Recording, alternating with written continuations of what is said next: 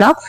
ఈ రోజైతే మనం చాలా టేస్టీ అయిన హెల్దీ అయిన పెసరతోటి మిక్చర్ అయితే చేసి చూపించేస్తున్నానండి. ఇది చలవ చేయడమే కాదు, చాలా హెల్దీ కూడా. సో మనం ఒక కప్పు పెసలు అయితే తీసుకుని దాన్ని నైట్ నానబెట్టేసుకోండి. మార్నింగ్కి ఇలాగ నానిపోతాయి.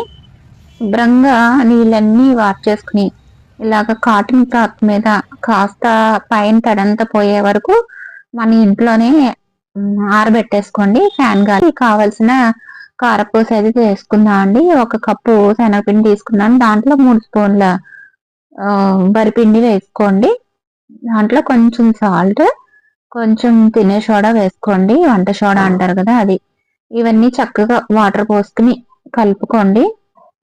కొంచెం మరీ గట్టిగా కాకుండా మరీ పలుచగా కాకుండా కలుపుకోవాలి. కలుపుకొని కొంచెం లాస్ట్ లో కాస్త నూనె వేసి ముద్దలా చేసేసుకుని పక్కన పెట్టేసుకున్నారనుకో, మనం ఈ పెసలు వేయించిన తర్వాత ఈ జంతిక అనేది మనం వేసేసుకోవచ్చు. ఒక్కొక్కటి అట్లా మనం పక్కన పెట్టేసుకుంటే ఈజీగా తొందరగా అయిపోతుంది. మనం డీప్ ఫ్రైకి కడాయి పెట్టేసుకుని ఆయిల్ అయితే పోసేద్దామండి. ఆయిల్ కాగింది. ఇప్పుడు ఆరబెట్టుకున్న పెసలు అయితే వేసానండి. ఫస్ట్ క్లిప్ మిస్ అయ్యింది. ఇలా మీకు కనిపిస్తుంది. మీకు పెసలు వేసినప్పుడు వేగనీయలేదా అని తెలియాలంటే చిన్న టిప్ అయితే ఉంటుందండి. ఇలా బబుల్స్ కింద వచ్చింది కదా ఆయిల్, ఆ బబుల్స్ అన్ని తగ్గిపోయి అవి పైకి అయితే వచ్చేస్తాయండి పెసలు. అప్పుడు వేగిపోయినట్టు అర్థం.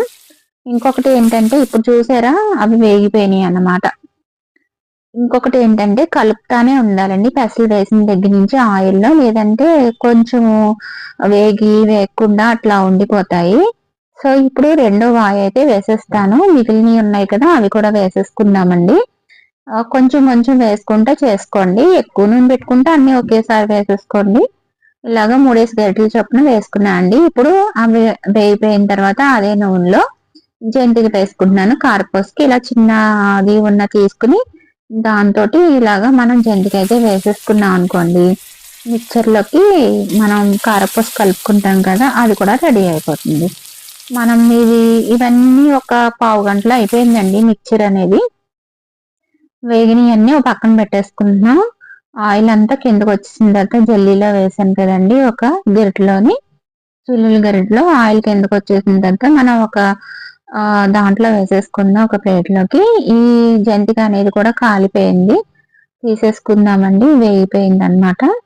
ఇప్పుడు మనకి పల్లీలు కూడా వేయించేసుకుందాం ఇదే ఆయిల్లో. పల్లీలు వేసిన తర్వాత పల్లీలు బాగా అయిపోయిన తర్వాత దాన్ని కూడా ఇలాగా తీసేసుకోండి ఒక దాంట్లోకి. నూనె అంతా కిందకు వచ్చేస్తుంది.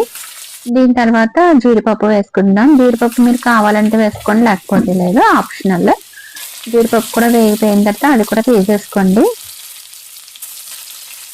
జీడిపప్పు తొందరగానే వేగిపోతుందండి, ఎంతో టైం పట్టదు.